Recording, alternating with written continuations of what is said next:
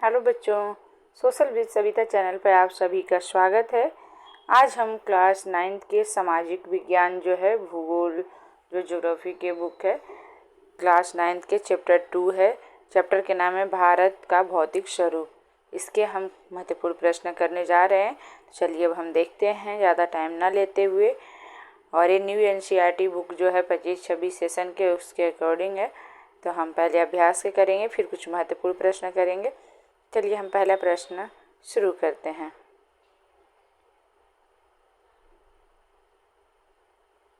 हमारा पहला प्रश्न है, निम्नलिखित विकल्पों में से सही उत्तर चुनिए। यहाँ देखिए पहला में ही ऑप्शन पहला है, एक स्थलीय भाग जो 3 ओर से समुद्र से घिरा हो तो हम उसे क्या कहते हैं। देखिए यहाँ ऑप्शन क, ख, ग और घ 3 दिया हुआ है। तट दिया है, प्रायद्वीपीय दिया हुआ है, द्वीप दिया है, इनमें से कोई नहीं है। तो क्या हो गया, इसका आंसर राइट हो जाएगा, ख है, प्रायद्वीपीय हो जाएगा। अब उसी तरह सेकंड है, भारत के पूर्वी भाग में म्यांमार की सीमा का निर्धारण करने वाले पर्वतों का संयुक्त नाम बताइए। तो यहाँ भी देखिए क, ख, ग, घ 4 ऑप्शन दिया हुआ है। तो इसका आंसर ख हो जाएगा, पूर्वांचल हो जाएगा। अब हम अगले प्रश्न की ओर बढ़ते हैं। थर्ड है, गोवा के दक्षिण में स्थित पश्चिमी तट पट्टी। तो यहाँ भी देखिए कोरोमंडल है, कन्नड़ है, कोकण है, उत्तरी सरकार है। तो यहाँ पे सेकंड आंसर हो जाएगा ख, कन्नड़ हो जाएगा। अब अगला प्रश्न देखिए, पूर्वी घाट का सर्वोच्च शिखर कौन सा है। तो देखिए क, ख, ग, घ है, अनाईमुड़ी है, महेंद्रगिरी है, कंचनजुंगा है और खांसी है। तो क्या हुआ, यहाँ ख हो जाएगा, महेंद्रगिरी हो जाएगा। अब अगले हम प्रश्न के, ये पहले प्रश्न के ऑप्शन सारे थे। अब हम सेकंड प्रश्न की ओर बढ़ते हैं। हमारा सेकंड प्रश्न में भी पहला है, बाबर क्या है। तो नदियां पर्वतों के नीचे उतरते समय शिवालिक की ढाल पर 8 से 4 किलोमीटर की चौड़ी पट्टी से में गुटिका का निक्षेपण करती है, इसे भाबर के नाम से जाना जाता है। अब अगला है, हिमालय के 3 प्रमुख विभागों के नाम उत्तर से दक्षिण के क्रम में बताइए। अब हिमालय से 3 प्रमुख भागों के इस प्रकार जो नाम है, तो देखिए चलिए हम देखते हैं कौन कौन है। पहला आंतरिक हिमालय या हिमाद्री, ख है हिमालय का निम्न हिमालय और ग है बाहरी श्रृंखला या शिवालिक। अब अगला प्रश्न है, अरावली और विंध्याचल की पहाड़ियों में कौन सा पठार स्थित है। तो मालाबार का पठार हो गया। अगला है, भारत के उन द्वीपों के नाम बताइए जो प्रवाल भीति के हैं। तो लक्षद्वीप है। अब अगला हमारा थर्ड प्रश्न देखिए, निम्नलिखित के अंतर बताइए बांगर और खादर में। तो यहाँ आंसर देखिए, पहले हम बांगर और खादर में, तो पहले बांगर देखेंगे फिर खादर। तो इसमें देखेंगे बांगर में पहला ऑप्शन है, यह पुराने जलोढ़ से बना है। सेकेंड है, इसे क्षेत्र का मृदा में चुनेदार निक्षेप पाए जाते हैं जिसमें कंकड़ पाए कहा जाता है। थर्ड है, यह क्षेत्र खादर के मैदान में ऊंचा होता है। और फोर्थ है, यह कम उपजाऊ होता है और यहाँ अधिकतर विस्तृत खेती की जा सकती है। ये बांगर में। अब खादर में देखते हैं। पहला है, यह नए और एवं युवा निक्षेप से बनता है। और सेकेंड है, इस क्षेत्र में मृदा का नवीनीकरण होते हैं। और अगला पॉइंट है, यह क्षेत्र अपेक्षाकृत नीचा होता है। और अगला पॉइंट, यह क्षेत्र बहुत उपजाऊ होता है। और फिर यह गहन खेती के लिए आदर्श माना जाता है। मतलब गहन मतलब ज़्यादा घना जो है उसके लिए बहुत ही अच्छा माना जाता है। अब हम अगला इसी में देखेंगे, पूर्वी घाट और पश्चिमी घाट। पूर्वी घाट और पश्चिमी घाट में अंतर। तब हम पूर्वी घाट देखेंगे, यहाँ पश्चिमी घाट। ये आपको मैप में भी भरने का आएगा, मैं मैप भी कराऊंगी। पहला पॉइंट है, यह दक्षिण के पठार के पूरब में स्थित है। सेकेंड है, इसका विस्तार सतत नहीं है। बंगाल की खाड़ी में गिरने वाली नदियों ने इनको विभाजित कर दिया। और अगला पॉइंट है, पूर्वी घाट क्योंकि ऊंचाई अपेक्षाकृत कम है, इनकी औसत ऊंचाई 600 मीटर है। अगला है, इसमें सबसे ऊंचा शिखर महेंद्रगिरी 1500 मीटर है। अब पश्चिमी घाट में देखेंगे, यह दक्षिण के पठार के पश्चिम में स्थित है। और अगला पॉइंट, यह सतत और है और इन्हें केवल दरों के द्वारा ही पार किया जा सकता है। और अगला है, पश्चिमी घाट की ऊंचाई पूर्वी घाट से अधिक है। इसकी ऊंचाई 900 से 1600 मीटर है।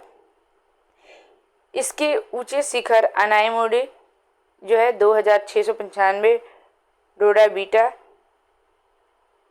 2633 किलोमीटर मीटर है। तो यहाँ देख सकते हैं, और अपने कॉपी में भी बच्चों नोट करते हुए चलिएगा ताकि बाद में इसे आप आसानी से पढ़ सकें। अगला प्रश्न हमारा है, भारत के प्रमुख भू आकृति विभाग कौन से हैं? हिमालय क्षेत्र तथा प्रायद्वीपीय के उच्चावाच लक्षणों में क्या अंतर है? अब देखिए, भारत के प्रमुख भू आकृति विभाग निम्नलिखित है। पहला है हिमालय पर्वत श्रृंखला, दूसरे उत्तरी मैदान, प्रायद्वीपीय पठार, भारतीय मरुस्थल, तटीय मैदान, द्वीप समूह। अब हम देखेंगे इसी प्रश्न में, देखिए हिमालय क्षेत्र तथा प्रायद्वीपीय पठार के उच्चावाच के लक्षणों में अंतर देखेंगे। अब देखिए, ये हो गया हमारा हिमालय क्षेत्र और ये हो गया प्रायद्वीपीय पठार। हिमालय क्षेत्र अर्धवृत्ताकार ऊंचाई नीचा भूभाग है। इसमें ऊंचे शिखर, गहरी घाटियां और तेज बहने वाली नदियां हैं। यहाँ बहने वाली प्रमुख नदियां गंगा, सतलुज, यमुना, ब्रह्मपुत्र, कोसी है। हिमालय क्षेत्र में सबसे ऊंचे शिखर माउंट एवरेस्ट और कंचनजंगा है। अब इसमें देखेंगे प्रायद्वीपीय पठार में, प्रायद्वीपीय पठार एक मेज की आकृति वाला भूभाग है और इसमें छिछली घाटी और गोलाकार पहाड़ियां हैं। इस क्षेत्र में बहने वाले प्रमुख नदियां नर्मदा, तापी, गोदावरी, कृष्णा, कावेरी और महानदी है। इस क्षेत्र में सबसे ऊंचे शिखर अनायमुडी डोडा बीटा है। तो इस तरह से अब अगला प्रश्न की ओर हम बढ़ते हैं। भारत के उत्तरी मैदान का वर्णन कीजिए। अब आंसर देखिए, पहला हो गया उत्तरी मैदान 3 प्रमुख नदी तंत्र से बना है, सिंधु नदी तंत्र, गंगा नदी तंत्र और ब्रह्मपुत्र नदी तंत्र। यह मैदान जलोढ़ मृदा से बनता है। यह मैदान लगभग 2400 किलोमीटर लंबा एवं 240 से 320 किलोमीटर चौड़ा है। यह सघन जनसंख्या वाला भौगोलिक क्षेत्र है। यह उपजाऊ भूमि, पर्याप्त जल की उपलब्धता, अनुकूल जलवायु के कारण यह भारत के अत्यधिक कृषि उत्पादक क्षेत्र है। अब अगला हम प्रश्न की ओर बढ़ेंगे, जो हमारा प्रश्न 6 है। निम्नलिखित पर संक्षिप्त टिप्पणी लिखिए, मतलब इस पे परिवर्तन। मध्य उच्च भूमि और भारत के द्वीप समूह। तो आप अगला देखिए, मध्य हिमालय हिमाद्री और शिवालिक के बीच में भाग को मध्य हिमालय कहा जाता है। इस निम्न हिमालय से जाना जाता है कि इसकी ऊंचाई 3700 मीटर के बीच है। इसकी औसत ऊंचाई 50 किलोमीटर है। इस क्षेत्र की पहाड़ियां नगरों के लिए जाना जाता है। अब सेकेंड है मध्य उच्च भूमि। यह नर्मदा नदी के उच्च में स्थित है। यह विंध्याचल, सतपुड़ा और अरावली के बीच फैला हुआ है। इस क्षेत्र में बहने वाली नदियां चंबल, सिंधु, बेताब और केन नदी है। अब अगला है थर्ड है भारत के। तो अगला देख सकते हैं, इसमें जो हमारा थर्ड था, हमने 2 देख लिया। भारत के द्वीप समूह, यहाँ द्वीप है। भारत के पूर्वी समुद्र में अंडमान और निकोबार द्वीप समूह और पश्चिम में लक्षद्वीप समूह है। अब देखते हैं अंडमान निकोबार द्वीप समूह। चलिए अब इसी में देखते हैं, अंडमान निकोबार द्वीप समूह है और लक्षद्वीप। यह द्वीप समूह बंगाल की खाड़ी के उत्तर से दक्षिण की ओर तरफ फैले हुए हैं। यह आकार में बड़े संख्या में बहुआयात तथा बिखरे हुए हैं। उत्तर में अंडमान और दक्षिण में निकोबार है। इनका मुख्यालय पोर्ट ब्लेयर है। लक्षद्वीप, यह द्वीप समूह केरल के मालाबार तट पर स्थित है। द्वीपों का यह समूह छोटे प्रवाल द्वीपों से बना है और 1973 में इसका नाम लक्षद्वीप रखा गया है। यह 32 वर्ग किलोमीटर क्षेत्र में फैला है। करवती द्वीप लक्षद्वीप के प्रशासनिक मुख्यालय है। अब हम महत्वपूर्ण प्रश्न की ओर बढ़ेंगे। अब देखिए, हम महत्वपूर्ण प्रश्न करेंगे। अपना पहला प्रश्न देखते हैं, हमारे देश में किस प्रकार की भू आकृतियां पाई जाती हैं?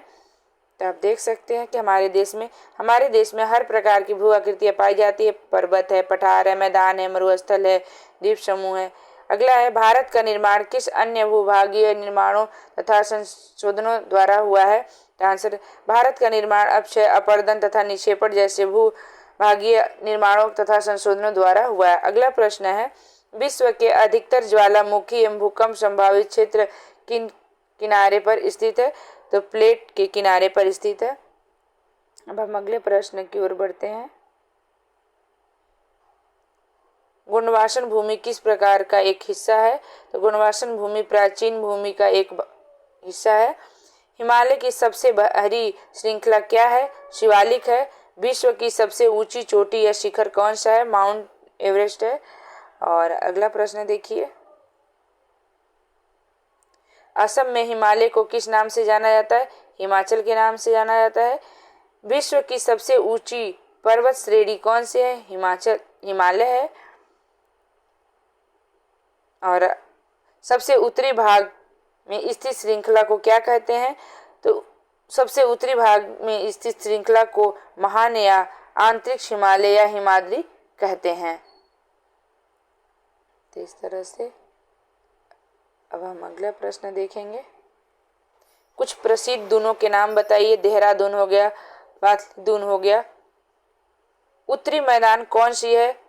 मृदा मिलकर बनता है, जलोढ़ मृदा। 1973 से पहले लक्षद्वीप का क्या नाम था? लाका द्वीप था। अगला हमारा प्रश्न है, दोआब को परिभाषित करें। दोआब मतलब क्या होता है? तो दोआब का अर्थ है दो नदियों के बीच का भाग। दोआब जो दो शब्द से मिलकर बना है, दो अथवा आब अर्थात पानी। सिंधु की सहायक नदी का नाम झेलम, चिनाब, रावी, सतलुज। तो ये वीडियो हमारा खत्म हुआ। और जो बच्चे नए हैं हमारे चैनल को लाइक, सब्सक्राइब, शेयर करिएगा और बेल आइकन के दबा दीजिएगा ताकि वीडियो की नोटिफिकेशन सबसे पहले मिले। और अगले वीडियो में हम जल्द मिलेंगे। तब तक आप पढ़ाई करते रहिए और कॉपी पर सारा नोट करते रहिएगा। और आप कमेंट भी ज़रूर करिएगा कि अगला वीडियो किस टॉपिक पर चाहते हैं, कौन सा चैप्टर पर चाहते हैं। तो कमेंट में ज़रूर करिएगा। धन्यवाद।